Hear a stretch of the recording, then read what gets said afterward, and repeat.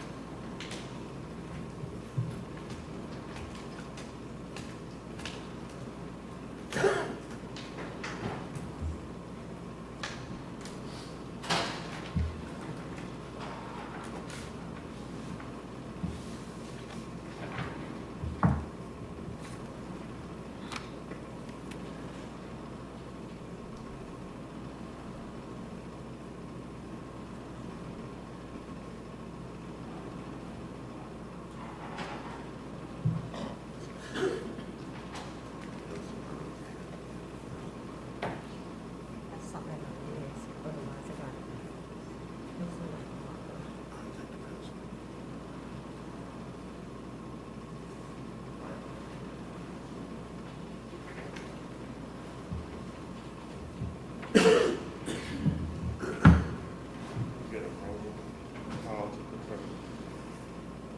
Okay.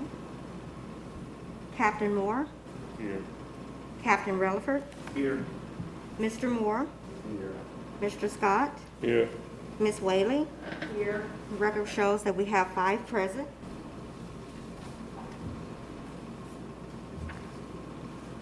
Public comments.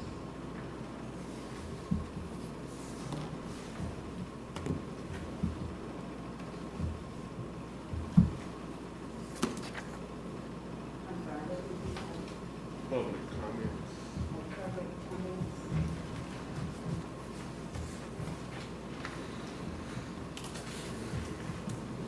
There are no public comments. Get a motion to approve the minutes of the meeting held on August 10th, 2021. A motion to approve the minutes. A second. Motion by Mr. Scott, second by Captain Ralph. All in favor? Approve the personal action forms on the following: Christopher E. license from permanent fire captain to extended sick leave, employees on extended sick leave. Date of return is undetermined. Employee has been off with doctor's excuse since July 8th, 2021, effective August 8th, 2021. Jacob Wayne Pyro, confirmation from professional firefighter to permanent firefighter. Appointing authority has determined his employee has satisfactorily completed his working test period effective August 10th, 2021. John W. Sharp, permanent fire captain to extended sick leave. Employee is on extended sick leave. Date of return is undetermined. The employee has been off work with doctor's excuse since June 13th, 2021, effective August 8th, 2021. Devin B. Wood, confirmation from probational firefighter to permanent firefighter. The Port Authority has determined employee has satisfactorily completed his working test period effective August 11th, 2021. Motion to approve the personnel action with those that read. Motion by Mr. Moore, second by Ms. Whaley, all in favor?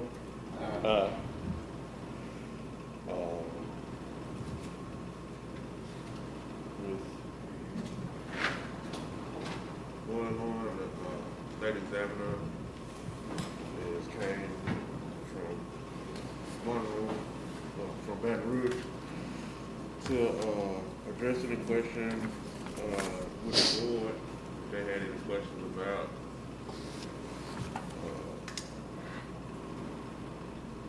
any actions or anything that they might not be clear on as far as the duties of the board.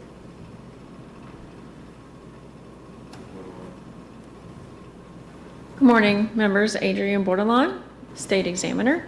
So it's my appreciation that I've been asked to come and speak with you today, specifically about two issues. One, about possibly grounds to remove somebody's name from an eligibility list. And then the second issue that is I appreciated is an investigation as it relates to political activity. So I just want to let y'all know that under, I'm going to make sure I give you the exact correct statute number, under Louisiana Revised Statute 2553, 33 colon 2553, there are 7 grounds for which a person's name can be removed from an eligibility list. And specifically paragraph 5 says the board may reject the application of any person for admission to test for fitness or refuse any applicant to be tested, or may cancel the eligibility of an eligible on any employment list who is found to lack the qualifications prescribed or which may be legally prescribed as requirements for admission to the test for the class for which he is applied, is physically unfit to perform effectively the duties of a position of the class, is addicted to habitual use of drugs or intoxicating liquors to excess, has been adjudged guilty of a crime involving moral turpitude or infamous or notorious disgraceful conduct, has been dismissed from the fire or police service for delinquency or misconduct, or has made a false statement of any material fact, or has practiced or attempted to practice deception or fraud in securing eligibility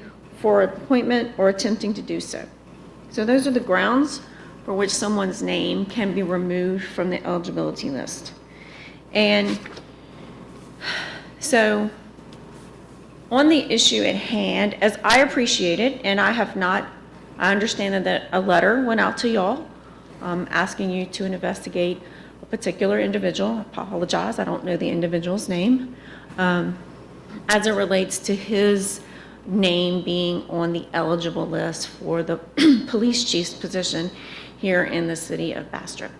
And it is my appreciation that based on the allegations in that letter, there is nothing in that letter that seems to indicate that it falls within the enumerated grounds that the statute allows for removal of the person's name from the eligibility list. Now, if there's something that I'm unaware of, maybe there would be grounds to remove him, but based on my understanding of the grounds that have been alleged in the letter, there is no grounds to remove the person's name from the eligibility list. However, it is also my understanding that there has been an allegation that he may have been involved in political activity. So there is a statute that deals with political activity, and that is revised statute 332564. And paragraph 4 is the main paragraph that deals with political activity of a classified employee. And it says, no employee in the classified service shall be a member of any national, state, or local committee of a political party, B, be a candidate or a member of a committee or factional or political club or organization, C, be a candidate for nomination or election to political office, D, make any political speech or political statement on behalf of any candidate seeking to be elected to public office, or E, take any part in the management or affairs of any political party or in the political campaign of any candidate for office except to privately express his opinion and to cast his vote. Now, whenever there's an allegation of political activity made to a municipal fire and police civil service board, the statute provides that the board may, upon its own initiative or upon the request of the appointing authority, investigate an officer or employee in the classified service whom it reasonably believes guilty of violating any of one or more of the provisions of this part. The board shall, within 30 days after receiving the written charge, hold a public hearing and investigation and determine whether such charges are true and correct. If the board should find upon its investigation of any employee that he has violated any provisions of this section, the board shall order the appointing authority to suspend the employee without pay for 30 work days for a first violation and mandate educational training on prohibited political activity. If the board determines an employee has violated any of the provisions of this section for a second time, the board shall order the discharge of the employee from the service, and the appointing authority shall discharge the employee. So, even if the board determines that the gentleman has engaged in political activity, is the only action that the board can take would be a 30 workday suspension under the law. So I'd be happy to answer any questions any of you may have as it relates to this issue. One of the questions that I had was when I was looking, going back to refresh my memory, about, he was talking about admission to take the test. But I just looked over here, and no one bothered to try to answer that particular question. Another thing is that how would we know as private individuals whether this person was eligible in the first place? Now, I remember when I first got on this board, because, that we would requested to approve people to take a test for promotion or whatever. And I asked at that time, I go, shouldn't we have something else other than this particular form with just the individual's name, birthday, and the action requested? And I was told, no, that, that this was what we did. So, so I would like to have an answer to that.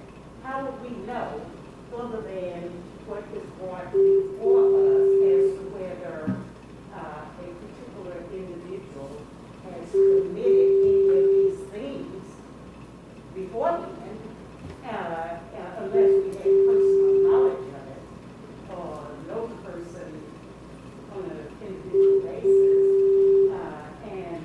So how do we know that? Other than at some point where it has been brought to our attention, that we just say, oh, well, sorry, you're a little dollar short and a day late. So, Yes, ma'am. I understand your question. So the law requires that the board, when they post for an examination, right, have the posting period, they approve the posting period, or they post to call for the exam, and they post for a minimum of 10 days. And during that 10-day period, it can be longer than 10 days, but it has to be a minimum of 10 days. It used to be 30, but in August of 2020, the law changed to make that a 10-day posting period. An applicant would file their application with whomever the board deems the person to receive the application. And that's usually, as a general rule, your board secretary, right? So your board secretary would get the applications, and the board secretary should go through the applications, and based on what the board has adopted for the class, so in this case, police chief, so the qualifications that the board has adopted for the class of police chief in the city of Bastrop, the board secretary should go through those applications and basically review them on your behalf, and then send them to you in advance of the meeting to approve the applications, and say, based on your adopted qualifications for this particular class, I believe, it's my belief, that these people and these applications meet that qualification, and these people and this applications don't. Then when you come to your board meeting to approve it, it's incumbent upon the board to go through each individual application, look at the qualifications set by the board for the class, and say, it appears based on the application, yes, this person meets the qualification to take the test, or no, this person doesn't meet the qualifications to take the test. Now, as to the issues of the reasons why the board could reject, one of the reasons the board can reject is because they fail to meet the qualifications for the class. And then the other reasons, usually how the board comes to know that there may be an issue with someone's application, is just like you said, somebody brings it forth from the community. And apparently that seems to be maybe what has happened. In this case, somebody has brought something forth in the community that they believe maybe disqualifies the person. I can't tell you definitively whether the person should be disqualified or not. I can only tell you from my understanding of the situation, it does not appear that way, but it's incumbent upon the board to make the decision. so basically, we should be looking at these applications prior to approving these personnel actions. No, you would look at the applications prior to approving putting somebody's name on what we term a roll call. And it's the roll call that your board secretary sends to my office to say, these are the people that the board has approved to take the police chief exam, or the fire chief exam, or the fire captain exam, whatever exam the board has called for. So if the board has called for, let's say police sergeant, right? And I apologize, I don't know definitively whether Bastrop has a police sergeant title, but let's assume for the sake of our discussion, the board is calling for the test for police sergeant, right? So everybody who's in their mind believes they're eligible to take the police sergeant test in the police department, they're gonna file their application with your board secretary. Your board secretary should kind of review those applications and say, yeah, I think these qualify, and I don't think these qualify. And she should send those to y'all, and then at your next regular meeting where you meet to approve the applications for someone to take the test, it's at that point that y'all should be going through the applications as a collective group and saying, here's the qualifications we set to be able to be a police sergeant, or to test for the police sergeant, and we believe that Jane Doe meets those qualifications. Therefore, we're going to approve her to take the test for police sergeant. And you would do that for every class. The only classes that you would no longer do that for is the entry-level firefighter and the entry-level police officer, because as a result of Act 38 of the 2020 regular session, those duties have now been charged directly with my office. So the boards no longer deal with that entry-level firefighter class and that entry-level police officer class when it becomes an issue of testing. Where the board would have interest in those two classes would be, the law now says for the entry-level firefighter and the entry-level police officer, the law says that it is the appointing authority's obligation to make sure the person meets the minimum qualifications that the local civil service board has adopted for those two classes before they hire them. So when the PAF comes to you for those two classes, you would just want to make sure that the appointing authority has certified to y'all that they've approved the qualifications for that entry-level fire and the entry-level police. But outside of that, outside of those two classes, it is this board's responsibility to say, yes, the person meets the qualifications to take the test, or no, it doesn't. It's solely the board's responsibility. And you're going to do that in conjunction with your secretary, because that's why you have a secretary. She's the one that's going to get the applications from the applicants. She's the one that's going to go through the applications and kind of sort them for you. She's going to hopefully copy them for you, give them to you in advance for you to review. She should give you, in my opinion, she should give you a copy of the qualifications for the particular class so that you know what qualifications you're looking for when you're reviewing the applications. And then when you come together as a collective body, you're going to go through each one of those applications and you're going to say, yes, this person meets the qualifications as we, the Bastrop Municipal Fire and Police Civil Service, set to take this particular test, or no, they don't. Okay, now my next question is,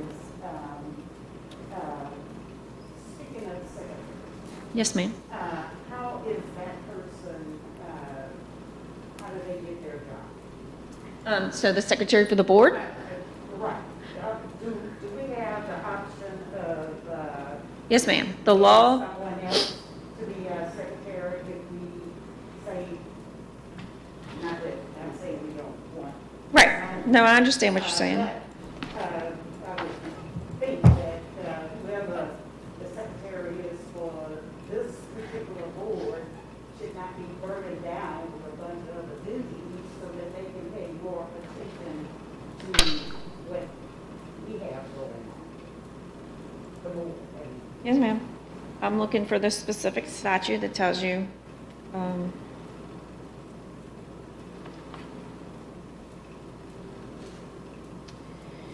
Okay. At the discretion of the board, this is found in revised statute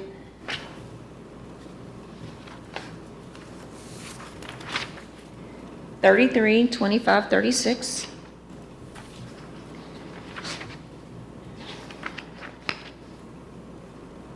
Paragraph L, at the discretion of the board, the office of the secretary shall be filled in one of the following ways: by electing one of its members thereto, by appointing a city clerk, parish treasurer, or secretary of the fire protection district, as the case may be, to fill such office, by employing and paying on a part-time basis any other person a salary not to exceed $750 per month, which salary shall be approved by the municipal governing authority. The secretary shall serve at the pleasure of the board. No person serving as the secretary of the board, except the member thereof, shall have the right to vote in its proceedings.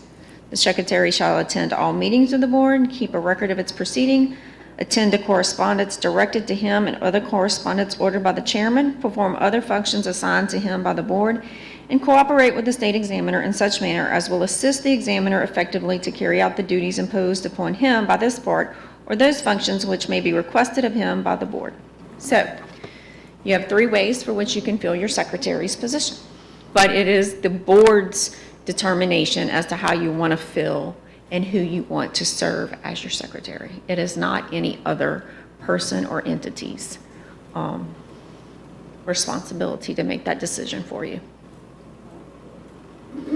Now, in hindsight, if going back to the previous explanation and so forth that you were talking about, if something is brought to the board's attention after the fact, because of course, I'm here to say that I definitely didn't see no applications or anything like that, and I don't travel in the same lane as the individual that's up.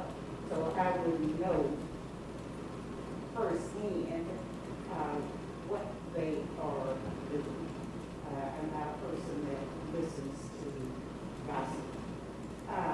But in hindsight, if it is brought to my attention that these that this individual may have committed these acts or any other similar acts, I can think of two that's worse than. So you're saying it's tough? No, ma'am. I mean, you could remove their name from the list. Oh, okay. You can remove their name from the list if you determine that it meets one of the 7 enumerated reasons, right? But it has to fit within one of those 7 enumerated reasons as set out by the Louisiana legislature, because if you remove someone's name from the list, and it does not fit within one of those 7 enumerated reasons, then you're potentially subjecting the board to legal action by that individual.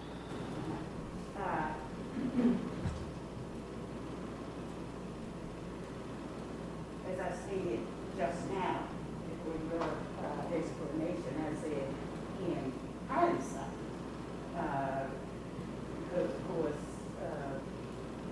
certainly if I had been aware of these types of things, I would have thought twice about just arbitrarily signing off on a form with just 3 or 4 items on it. So basically, that's it. Thank you so much. Okay, I mean, I'll be happy to answer a question if you have a question. I just, I'm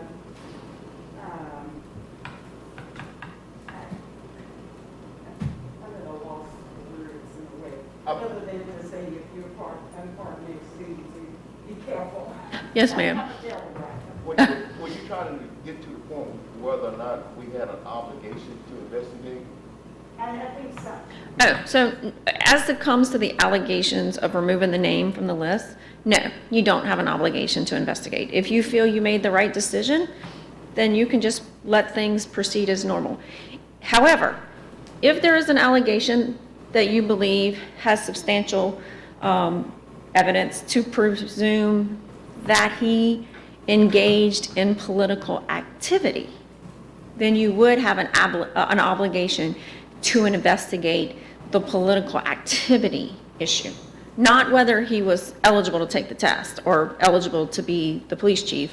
You have an obligation, the law gives you an obligation to investigate the issue of political activity. But those two things are separate and apart from one another.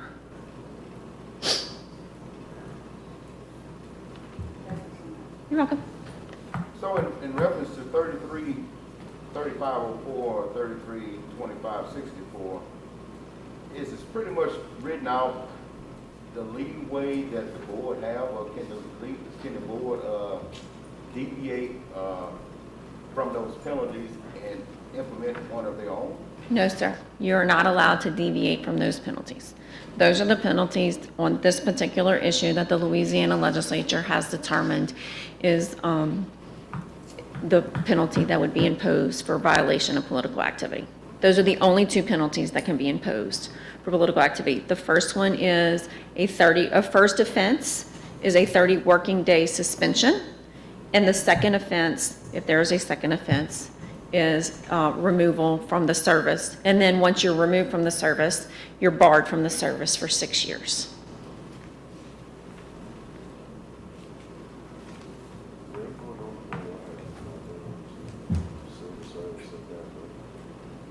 I'm sorry, I can't hear you. Everybody on the board had a number to call Baton Rouge, Has a number to call. the civil service office at Baton Rouge. You need our number? I'll be happy to give you our number.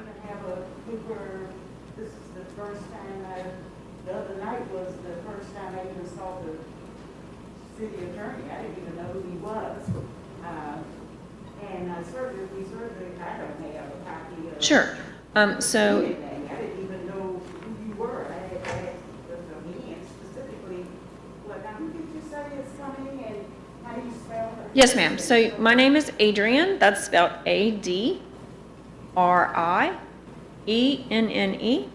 Last name Bordelon, Bordellon. I am the state examiner for the Office of State Examiner for the Municipal, Fire and Police Civil Service Systems. My direct phone number to my desk is area code 225 925 4416. 16. 4416. I have a question. Yes, sir. If a police captain makes allegations towards another captain, I'm not talking about eligibility for this. I mean, that general allegations, what do we do? Okay, so it depends, right? Usually, if there's allegations of internal conflict, that needs to be handled by the appointing authority, right?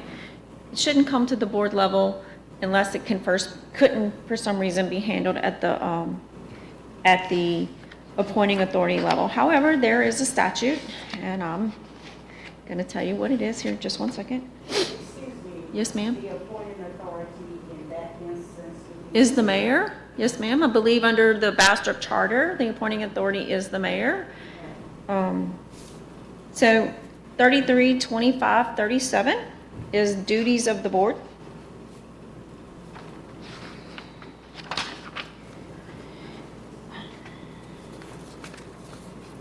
So it says, the board shall make, at the direction of the mayor, commissioner of public safety, chief of the fire department of the municipality, or president of the parish governing authority, or chairman of the board of commissioners of the fire protection district, or upon the written petition of any citizen for just cause, or upon its own motion, and make any investigation concerning the administration of personnel or the compliance with the provisions of this part in the fire and police service, review, modify, or set aside, upon its own motion, any of its actions, and take any other action which it determines to be desirable or necessary in the public interest to carry out effectively the provisions and purposes of this part. However, any investigation requested of the board by the mayor, commissioner of public safety, chief of the fire department of the municipality, or president of the parish governing authority, or chairman of the board of commissioners of the fire protection district, or upon a written petition of any citizen for just cause, shall be completed within 60 days of receipt of the request for an investigation or receipt of written petition of any citizen. The board shall conduct investigations and pass upon, and this is to your answer here, conduct investigations and pass upon complaints by or against any officer or employee in the classified service for the purposes of demotion, reduction in position, abolishment thereof, suspension or dismissal of the officer or employee in accordance with the provisions of this part. Investigations conducted pursuant to the provisions of this part shall be completed within 60 days. However, the 60-day limitation shall not apply to any investigation conducted pursuant to the provisions of subpart H of part 2 of chapter 4 of this title, comprised of 332181. And Michelle, you can live.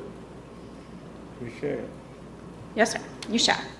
That being said, how to conduct an investigation, the law is silent, right? The law is silent on how you're going to conduct an investigation. So it is up to this board to determine how you may choose to conduct an investigation. So, examples, these are examples as to how the board may choose to conduct an investigation. The board may decide to appoint 2 members of the board. You can't have more than 3 because then you become a public body. Or 4, you reach your quorum and have an issue to conduct the investigation on the board's behalf.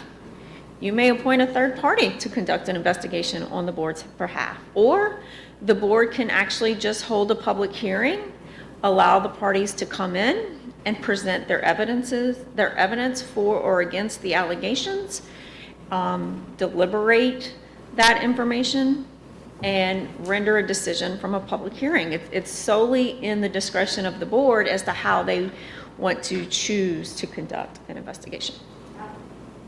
On separate matters, can the board be divided into 2?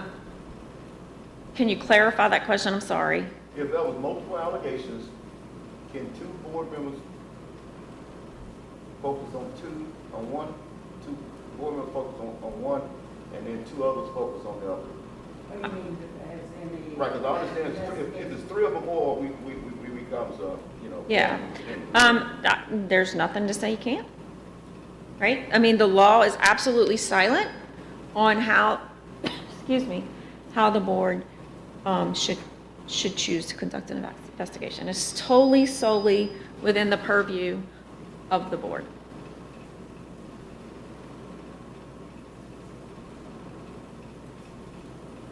Well, we appreciate you coming.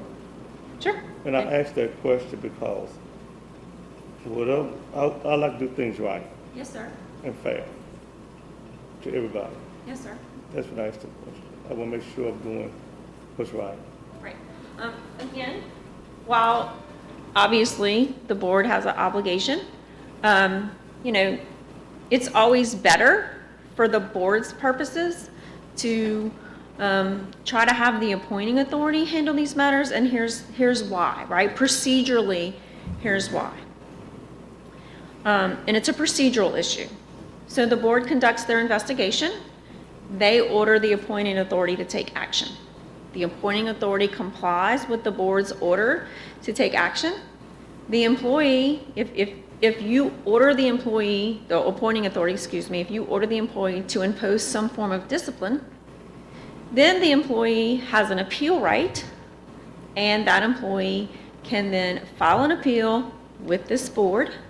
You then have to hear that appeal, and then that appeal can proceed to judicial review at the district court level here in Ouachita Parish. But you're basically hearing the case twice if the appointing authority isn't the one conducting the investigation on an internal allegation against employees. Does that make sense? Yes, ma'am.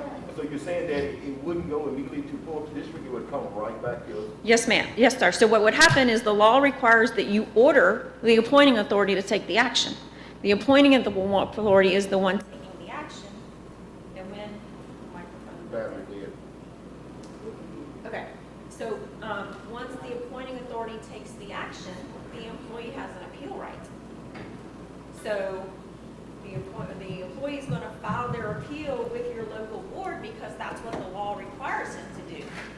You're going to have to grant that appeal, right? You're going to be required to grant that appeal because it's going to fit with, as long as he files that appeal within 15 days, then you're going to be required to grant the appeal in such that you have to hear the appeal.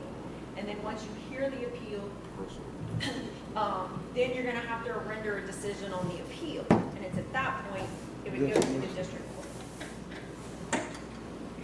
So basically, procedurally, if the board chooses to conduct the investigation, you're potentially hearing the case twice. And again, I'm not potentially going to hear that case twice too. But for purposes of there's allegations against employee against employee, right? As from a management perspective, it's always best for the appointing authority to be the one that potentially addresses issues in their internal department, right? Does that make sense? Yes, ma'am. I'll give you an example. We're state classified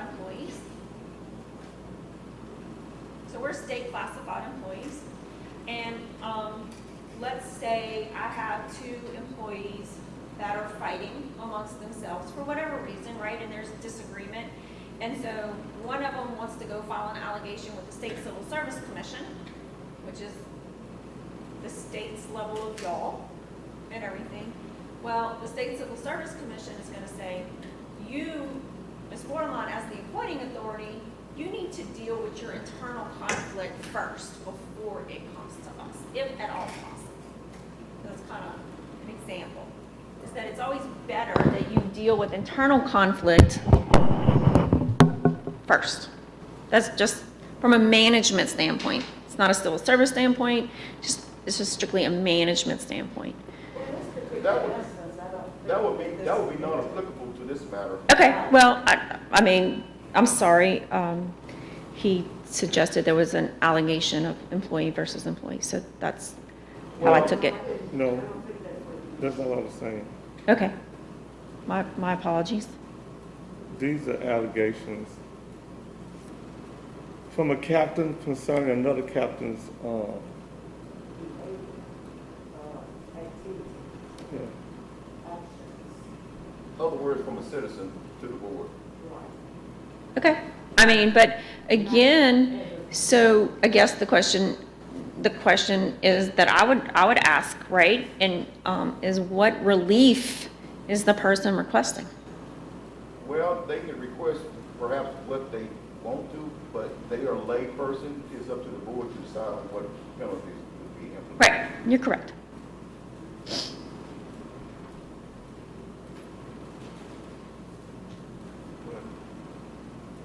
I would take it as if you're talking about somebody is asking somebody to investigate a particular rule is being broken, not just,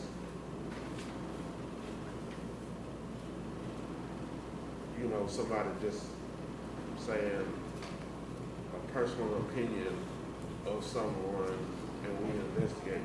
But we don't know whether or not it's a personal opinion. Right. To me, it's nice of, what a lot of people in the community already thinks is that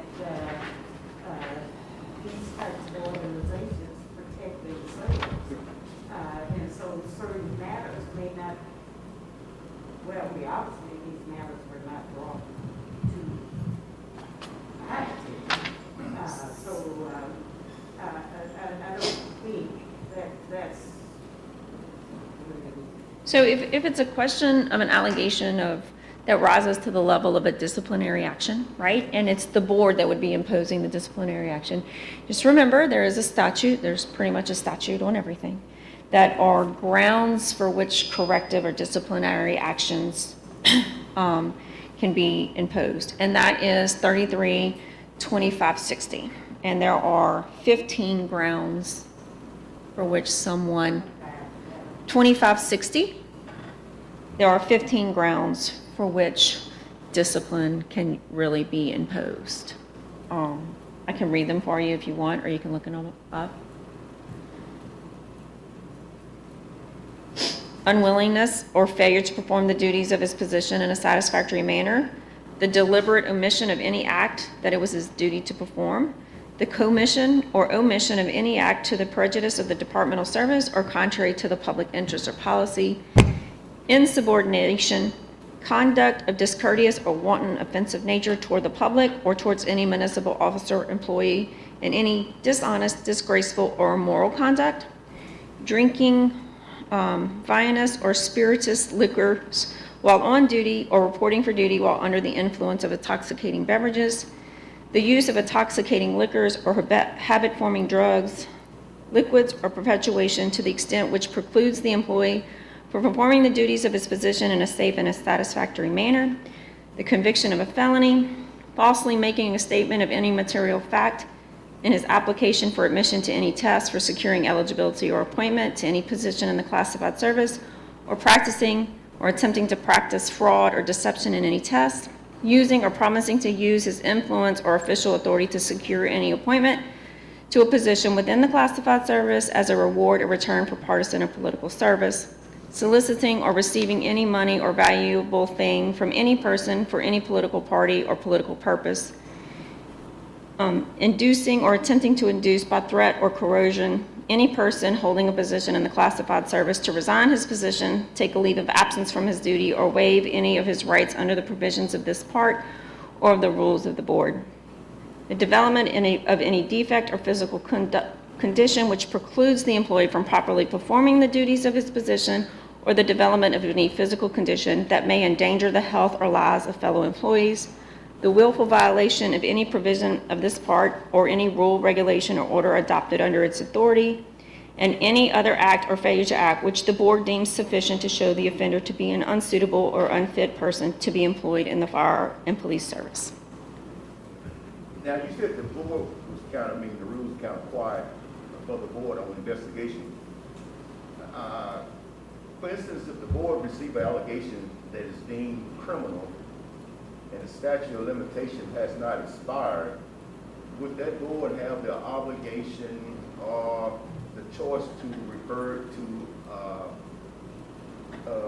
jurisdiction of criminal investigation?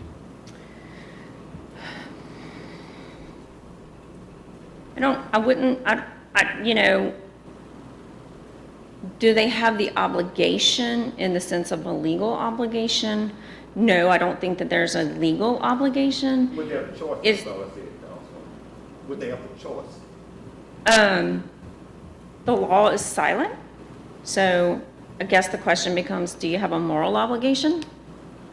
If there's reason to believe there's criminal activity. But then again, you're gonna refer that probably to somebody to conduct a criminal investigation.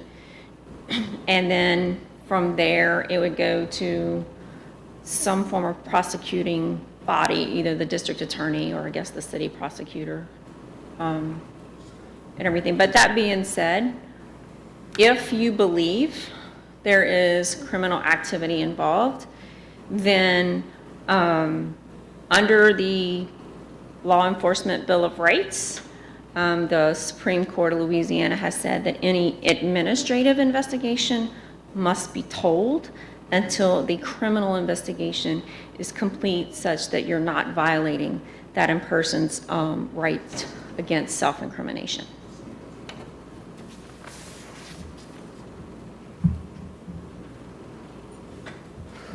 I guess basically for me, in the last meeting, the way that the letter was written, I felt like in the board meeting, we had two options to either make it a political activities investigation because of the way that it was worded. And I want to go ahead and just read the letter so that, because we keep asking questions around it, and if you don't know exactly what it states, Yes. there's no way you can answer these questions. I have it right I here. think that maybe we should let her have a copy rather than to read it. Or just a copy to follow along. Yeah. I agree, because we can't mention no names. Or the allegations of it. I mean, Yeah, so just-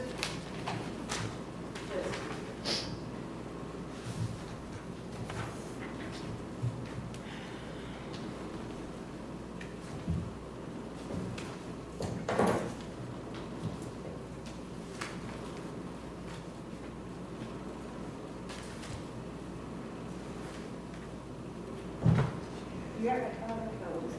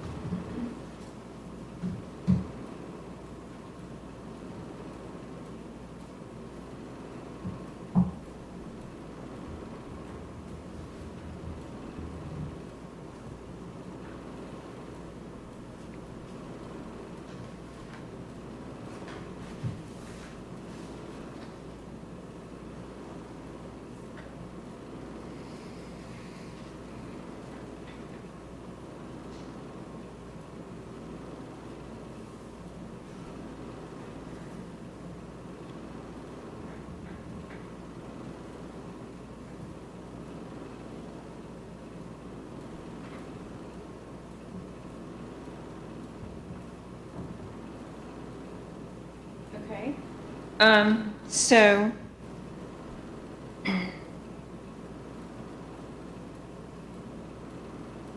okay, let me just say that based on this, I don't think you have grounds to investigate the gentleman about removing his name from the list or making him ineligible to serve from the list, right? There's nothing here that I read, right, that fits within those 7 statutory guidelines. Now, that being said, there is an allegation of potential political activity, which I do believe you have an obligation to investigate, and that investigation actually has to be conducted within 30 days. That's what I was saying. I wasn't concerned about the removing it back from eligibility list.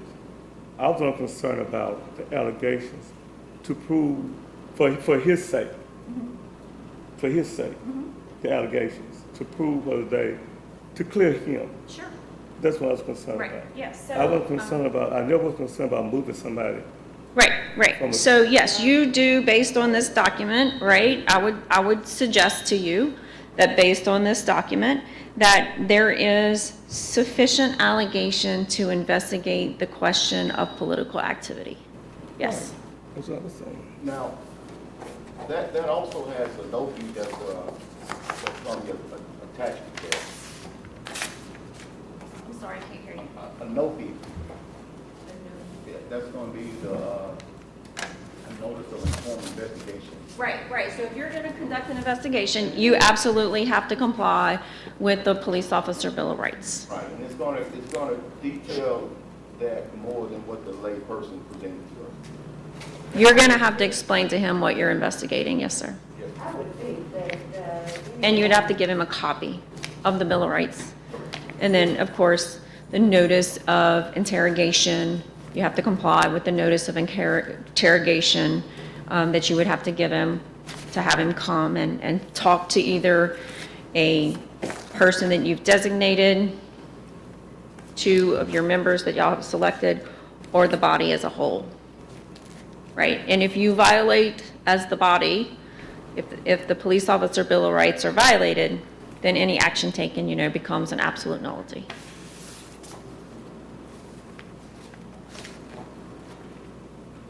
So, take it. in my opinion, I didn't just focus on these 2 specific instances.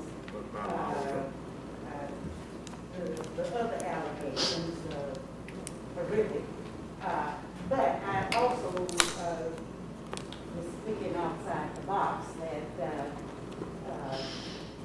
the accuser would not have given all of the information that they may have in regards to these allegations in this complaint. I think that Yes, ma'am, but, okay, so the law says that you have to conduct an investigation pursuant to a written complaint. So you have to, you're bound by the 4 corners of the written complaint, right? You're not allowed to go outside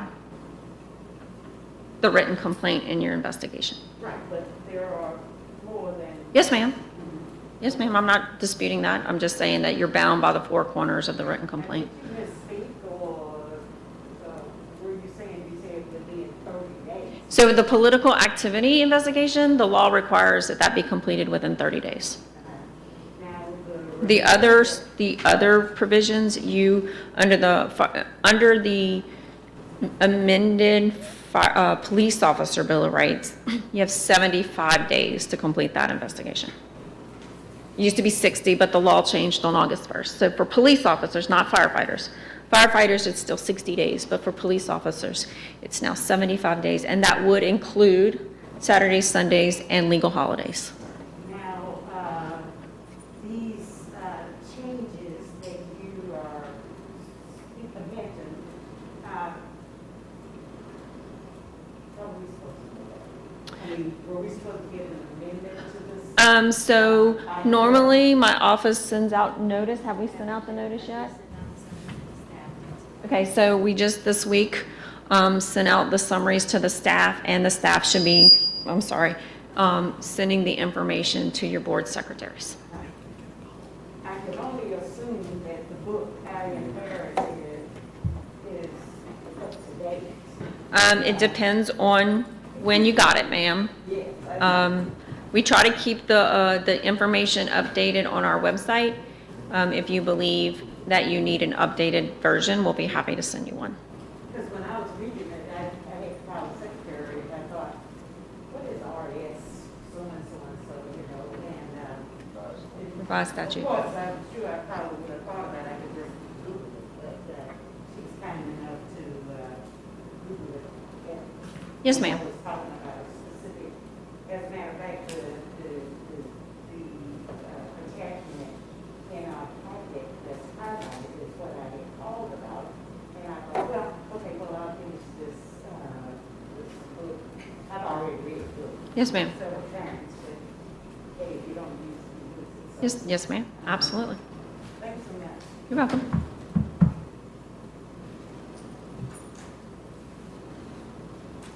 I don't have anything else.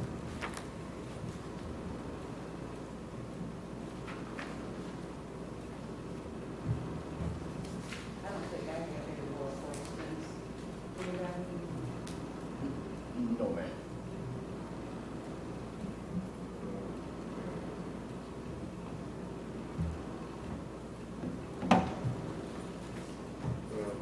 So,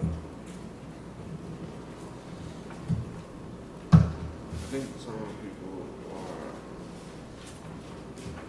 I wanted to be clear that what I was talking about in the meeting was the way that we can perform an investigation, the laws of the 15 things that she said from somebody just writing a complaint on another person. It should be a complaint of a particular rule that they're breaking. As far as, I'm not aware of anywhere where we can investigate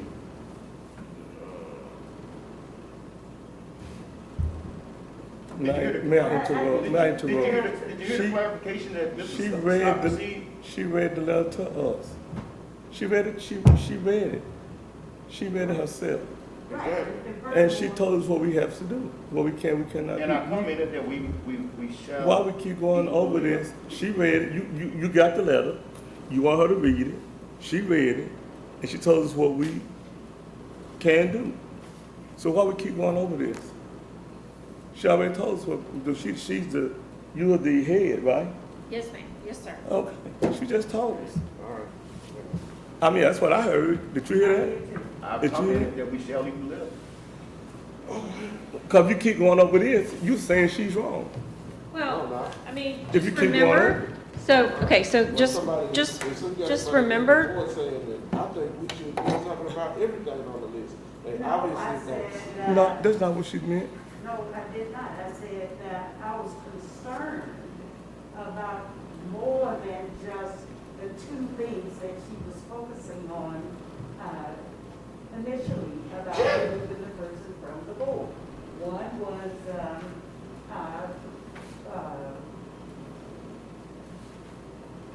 political activity, and the other one was to do with eligibility of something else. That it prompted my question is, how were we supposed to know? We never saw any applications, and I was told that we didn't. So, because I'm kind of a stickler about things, I like evidence. yes, ma'am. I mean, it's the best practice, right? From our office, the best practice that we've provided to your secretary is that, you know, she needs to provide y'all with a copy of the applications. Yeah. And so, now I know, but what was that other one, let me see, what was that other one that you focused on? When you started talking, you only focused on two issues. Right, but because eligibility or removing someone's name from the list, or do you have to conduct an investigation on an allegation of political activity? And then that one was that, if, despite, I mean, if we did, in that one instance, if we, that, as far as you can tell, did not, this individual, this person did not fit in that particular category. But under the political activity, we could proceed. Yes. And I think, if I'm hopefully I'm not mistaken, as a citizen of the community, they can request something and we could investigate it. I mean, Yes, ma'am. Yes, ma'am, but remember, it still has to, the allegation still has to rise to the level of removal. of one of those 15 reasons for discipline. Right. And I wrote that statute down and go back and take a look at it. And now that I have your telephone number and or you have an email. Yes, ma'am, it's,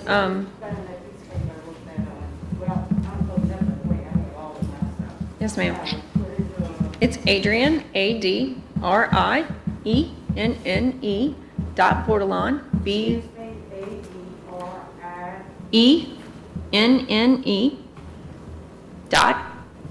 .Bordelon, BORDELON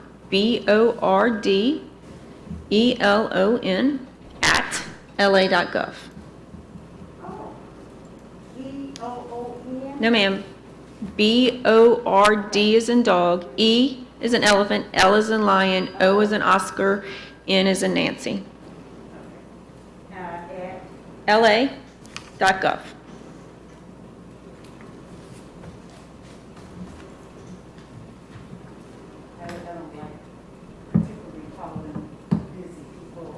It's okay, that's what I'm here for. If for some reason you get my voicemail, please feel free to leave a message and I'll call you back as soon as possible. And I try to return most of my calls the same day if possible. Again, an allegation, I just want to point out the obvious, right? An allegation is just that, an allegation. It's Right. not a proven fact. Right. And, you know, in the United States justice system, we are innocent until proven guilty. And that's my point. That's my point. You got to be made to be clear. Right? You have to be made to be clear. Right, right. It's- However, the burden of proof kind of changes a little bit on certain things when it comes to civil. Well, so the burden of proof is just a preponderance of the evidence, right? It's just it's not a, you know, beyond a reasonable doubt. It's a simple preponderance of the evidence burden of In other proof. words, sometimes, you know, the accuser doesn't have to provide proof. Sometimes, Oh, yes, sir. Yes, sir. sometimes the accused has to provide proof. I mean, it's always, you know, it's always the burden of proof always falls on the accuser, right? It's the accuser's burden of proof to prove it, and then the accused has the right to defend, right? To bring in evidence to disprove, right? But the burden of proof is always on the accuser.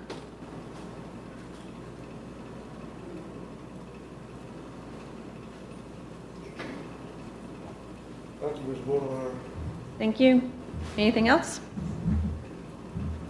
All right. Thank y'all very much for having us. We appreciate it. And we're here to assist y'all at any time, so please feel free to call or email. Thank you. Any other business properly brought before the board? We got to spend it. Is it in order to file a motion that we have the secretary prepare a letter to the appointing authority on the council that we are choosing? We have to expand the agenda on it, don't we? Any action beyond the agenda as it We have to stands expand needs the to be agenda, didn't we? expanded. First, you need to approve to expand the agenda, and then you'll have to state the item, you know, and go from there. You must expand the agenda. I motion to suspend the agenda. Motion by Mr. Scott, second by Ms. Wade, all in favor? A motion to have our secretary to prepare a letter to the appointing authority indicating that we agree to the particular counselor who's gonna perform the investigation. Second. May I speak to that issue? Yes. Have y'all decided how you're going to conduct your investigation? I think you have to decide how you're going to conduct your investigation. And I don't know if you have decided that. I was under the impression y'all had not decided that issue. And I'm not trying to get into your business. I think before. The lawyer's gonna do it. Yeah, we decided that. Yeah. Okay, I just wanted to make sure y'all had decided how you're going to conduct your investigation, Hold on. because that needed to be decided before you The lawyer's notified Billy Casey. the You need to vote governing authority. on who you're choosing. I can't hear you.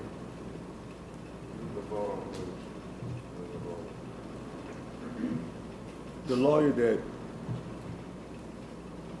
came up was Billy Casey. So we need to vote on whether or not everybody approves for that lawyer to handle the case. Is that a motion? Yes. I second. There was motion by Mr. Scott, second by Chapter Relaford. All in favor? Okay. Now we got to choose dates. Now, you said that it's been extended to 75 days?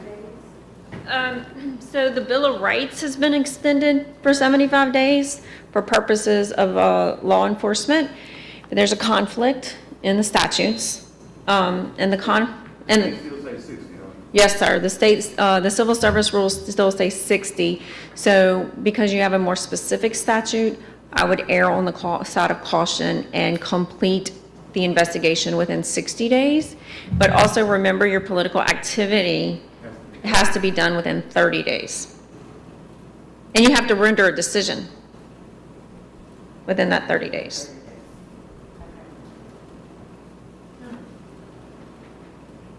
From the day you accepted the allegations to investigate. So I don't know, I've heard y'all say y'all did that last week. That was August the 6th or 7th. So that's the date you're working from.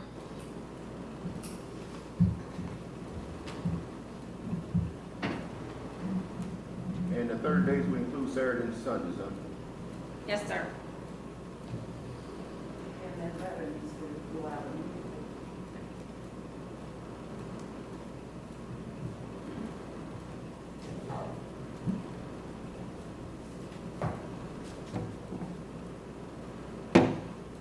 Two dates were presented to me by Mr. Scott yesterday. He said he had spoken with the attorney. They wanted you all to look at September the 30th or October the 4th, which is a Monday. Yes, but I think what we are working under now is the umbrella of The 30 days, including last week. So we need to. Okay, so we're looking at the political? Okay. Unless we have it on the weekend. The 30th is our within the maximum 30 days. time would probably be the 3rd October. September. of September. For 3rd. that specific issue. Yes, ma'am. Allegation. Yes, Okay. yes, ma'am. And then the others would be September the 29th or something, and October the 4th. Yes, ma'am. It will be October.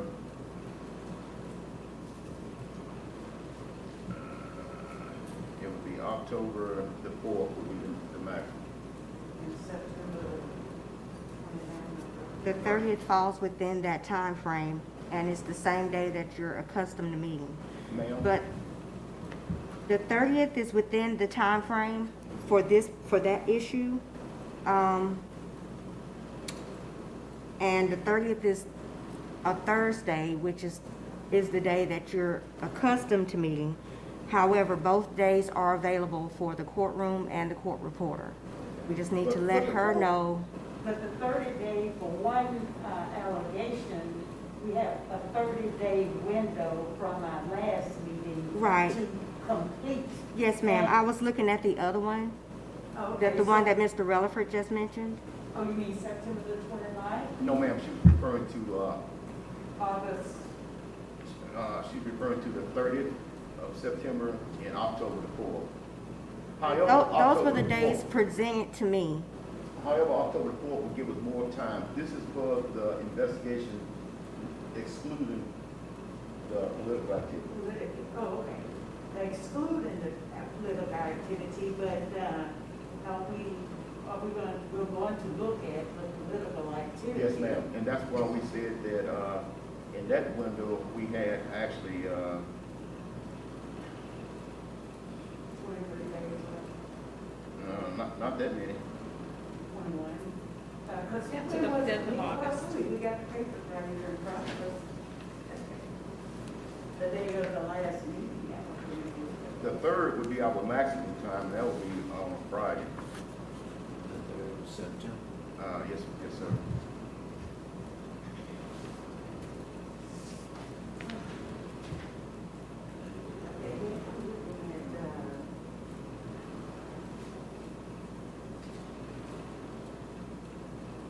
We, 30 days, Had the meeting On the 9th or the 10th. yes, The August the 10th. that would be September the 9th, But, is your 30-day.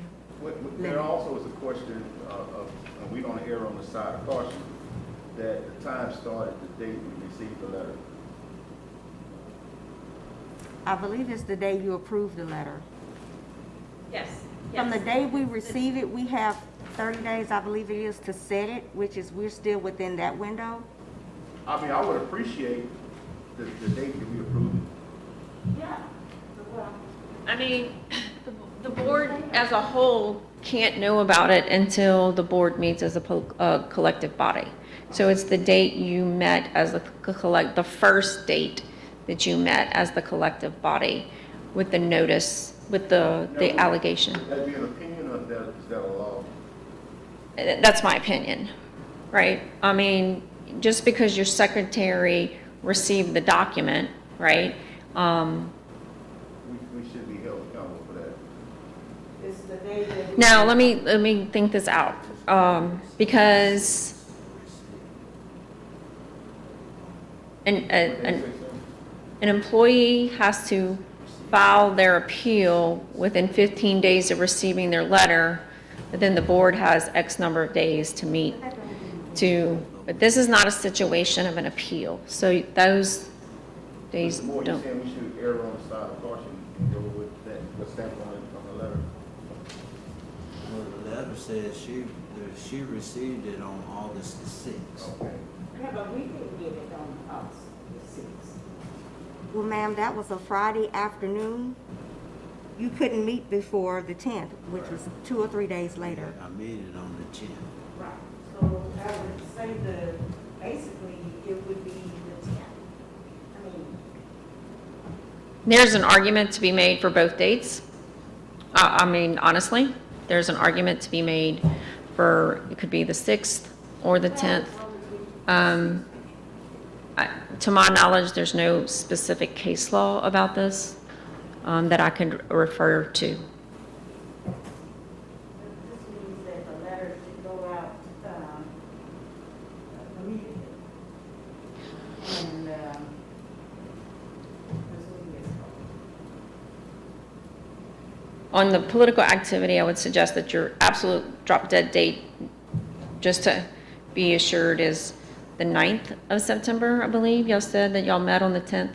So it's probably, to err on the side of caution would be the 3rd, but you definitely don't want to go past the 10th, the 9th. Right. And we're pretty much accustomed to having our meetings on the 3rd, on Thursday.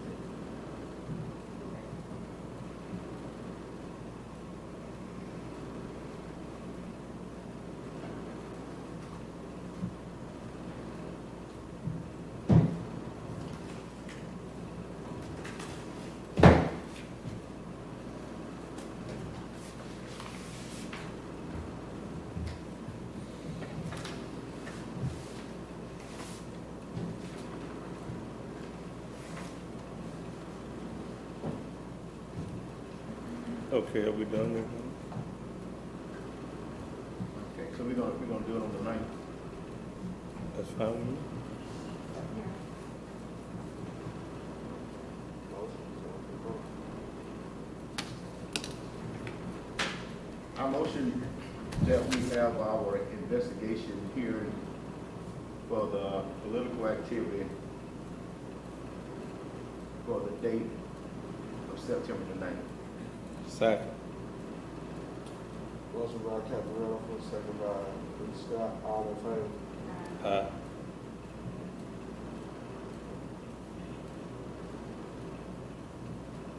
I motion also for the other complaints outside of the political activity in order to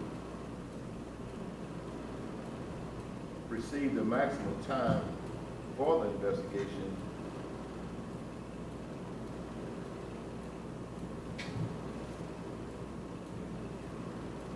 Would be the 4th, but I motion that we have it for the 30th, which would be a custom day that we normally have our meetings, which is September the 30th, 2021. There's a motion by Captain Rutherford, second by Ms. Whitley, all in favor? Aye.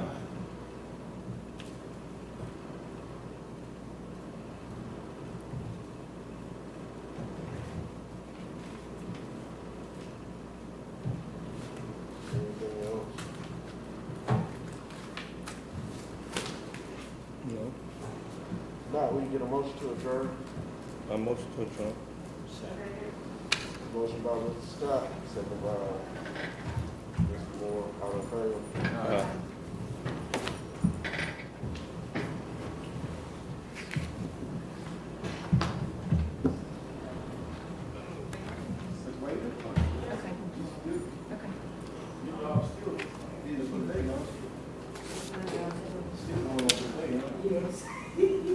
Just remember, we do have a meeting.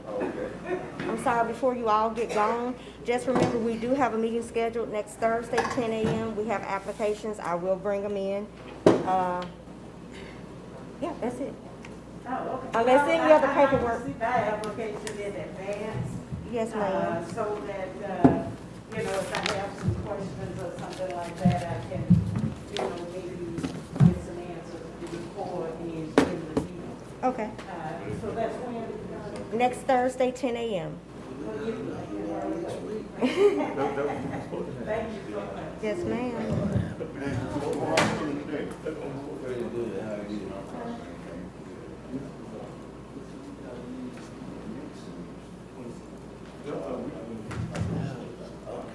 That's a regular meeting. How you doing, sir? Hey, how you doing? Oh, yeah, thank you so much.